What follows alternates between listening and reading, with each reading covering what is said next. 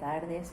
Antes de comenzar con el tema que nos convoca en esta clase, vamos a realizar una mirada a vuelo de pájaro de todo el recorrido que hicimos en este segundo cuatrimestre. Hemos planteado las clases en dos modalidades, sincrónicas y asincrónicas. Respecto de las clases sincrónicas, tratamos de presentar contenidos que requieran una mayor explicación de parte del docente y que también abran la posibilidad al debate y a la confrontación de ideas para construir colectivamente el conocimiento.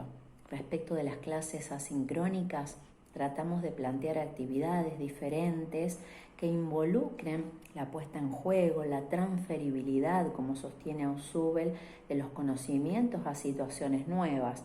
Así, por ejemplo, les propusimos elaborar algún trabajo en base a los NIC, pensar algún recurso y cómo ustedes podrían llevarlo al aula, entre otras actividades. Este comentario tiene que ver o da cuenta de las decisiones que vamos tomando al momento de planificar, siempre pensando en potenciar los aprendizajes de los estudiantes. De esta manera, en este segundo cuatrimestre abordamos los diferentes niveles de decisión y concreción curricular, planteamos al currículum como un campo de lucha y confrontación en el cual se decide qué enseñar y destacamos que hay diferentes niveles o momentos en los cuales se van tomando decisiones. El nivel nacional, el nivel jurisdiccional, el institucional y el nivel áulico. Llegamos en esta última etapa al nivel áulico, comenzamos a hablar de qué es la planificación, qué significa pensar una propuesta de enseñanza y también abordamos cuáles son los diferentes componentes que intervienen en una planificación. Hablamos de que esos diferentes componentes se van a ir articulando en función de las metas educativas y que van a contemplar también la singularidad de los estudiantes y del contexto en el cual se va a llevar adelante esa propuesta de enseñanza. Finalmente, en la clase de hoy vamos a abordar el concepto de evaluación.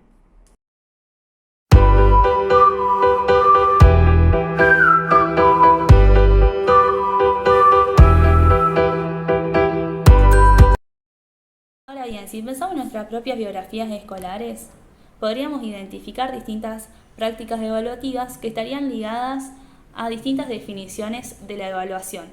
Por ejemplo, si pensamos que evaluar es medir o calificar, esta estaría ligada a lo que es la acreditación. Perrino establece que evaluar es crear jerarquías de excelencias. Estas jerarquías de excelencias van a terminar, decidiendo el progreso del estudiante, es decir, si pasa de grado, si pasa de nivel, si está calificado para un determinado trabajo o no. En cambio, si pensamos a la evaluación como un medio de control, este control lo establecería el docente, las instituciones sobre el estudiante, en la forma del trabajo, en cómo se desarrolla este estudiante con las actividades, y también establecería otra relación con la familia y la institución. Si lo pensamos a la evaluación como juicios de valor, esto estaría ligado a los comportamientos dentro de la clase, se tendrían que vincular con los comportamientos en el mundo, Si el estudiante estaría muy ligado al currículum oculto que va a privilegiar o sancionar o felicitar determinadas conductas, si el estudiante es creativo, si es dócil, si es callado, si responde correctamente a las consignas que establece el docente.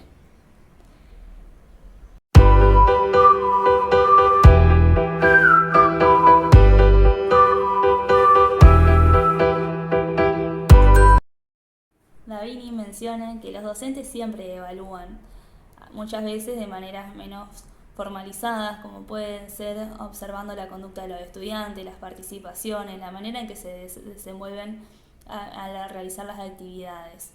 Esto es necesario porque las instituciones educativas requieren de estas evaluaciones para asegurar la promoción de los estudiantes y así poder pasar del curso y de grado. Es decir, de esta manera se asegurarían que el estudiante esté aprendiendo los contenidos requeridos de la enseñanza.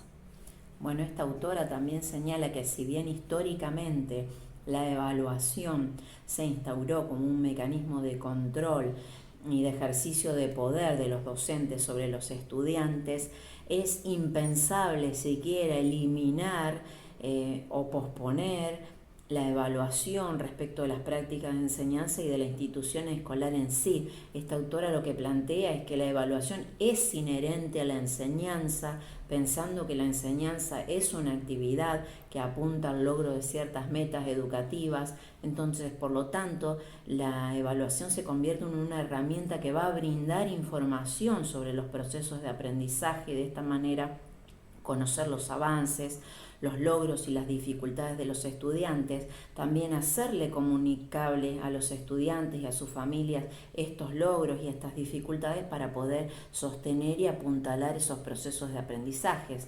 O sea que en términos de esta autora es posible pensar en una nueva concepción de evaluación, transformándola en un acto realmente valioso y auténtico.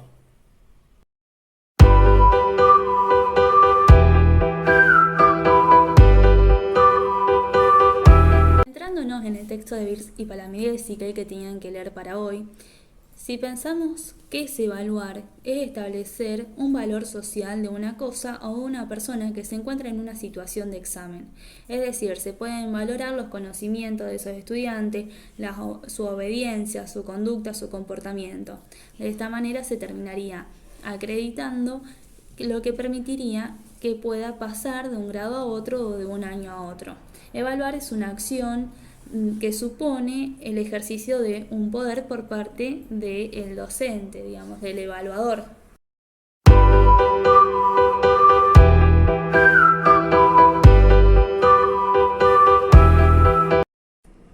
¿Quiénes son los sujetos de la evaluación? Si bien tradicionalmente los únicos evaluados eran los estudiantes, en la actualidad esto ha cambiado porque también los docentes y con ellos las instituciones educativas se ven evaluados. Con respecto a este punto, tengo un ejemplo. Cuando empecé a trabajar haciendo reemplazos, aproximadamente a fines de octubre o de noviembre, el equipo directivo realizaba evaluaciones en cada uno de los grados, evaluaciones que los docentes desconocíamos. El director se presentaba en el salón, el docente se retiraba y realizaba la evaluación ese grupo de estudiantes.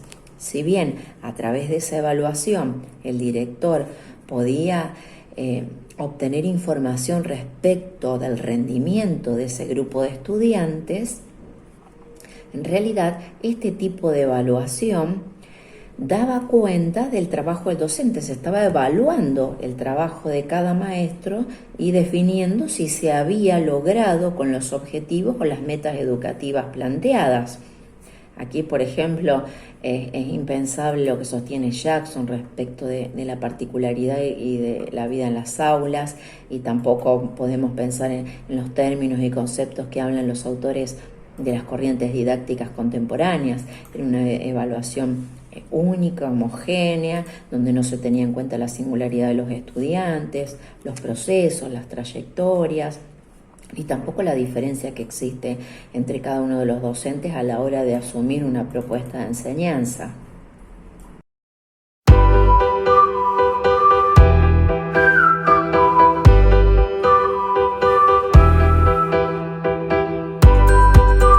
En cuanto si pensamos a la función y los efectos que tiene la evaluación, podemos pensar que tiene una función y un efecto positivo si esta ayuda a medir el aprendizaje, motivar el trabajo y el esfuerzo, dar pistas sobre el proceso que está realizando ese estudiante, integrar los aprendizajes, revisar sus dificultades, y de esta manera podría ayudar a generar una autoevaluación y que el estudiante pueda dar cuenta de cómo fue evolucionando ese proceso.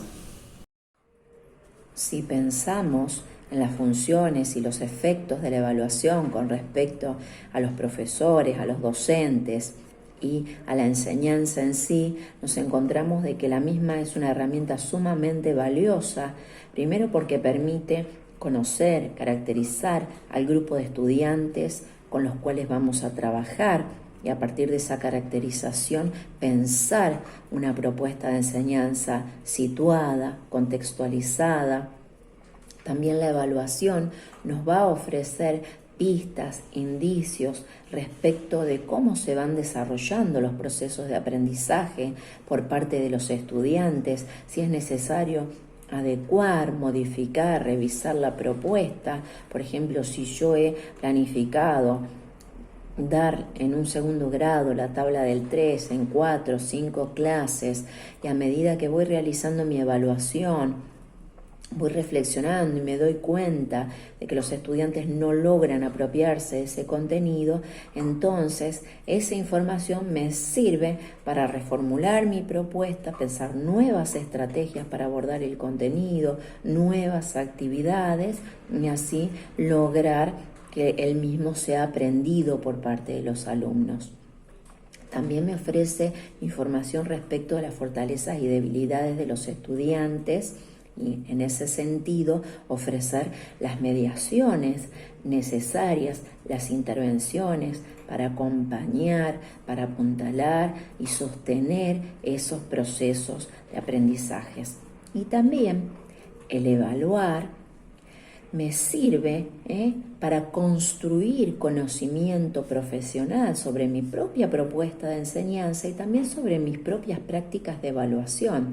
Hace a la construcción de ese conocimiento profesional para pensar las prácticas futuras. En el texto de Davini, la evaluación se desarrolla en un proceso continuo que brinda distintas informaciones y que tiene diversas funciones.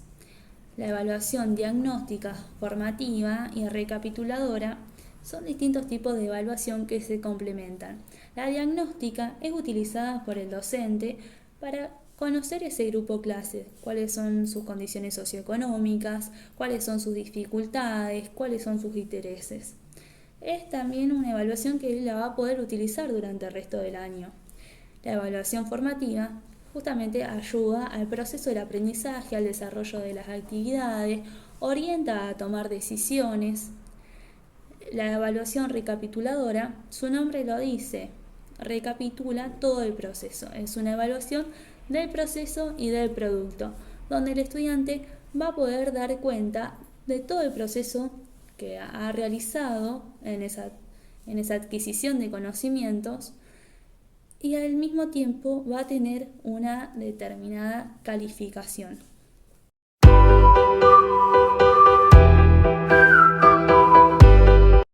Por último, podríamos mencionar que la evaluación forma parte de los procesos de enseñanza y de aprendizaje, que no es un apéndice, sino que forma parte de todo ese proceso de toma de decisiones y según determinados autores no hay una forma de evaluación mejor que otra, sino que lo que se considera es su pertinencia en función de los sujetos, del aprendizaje, en función del contexto y también teniendo en cuenta el objeto que se evalúa.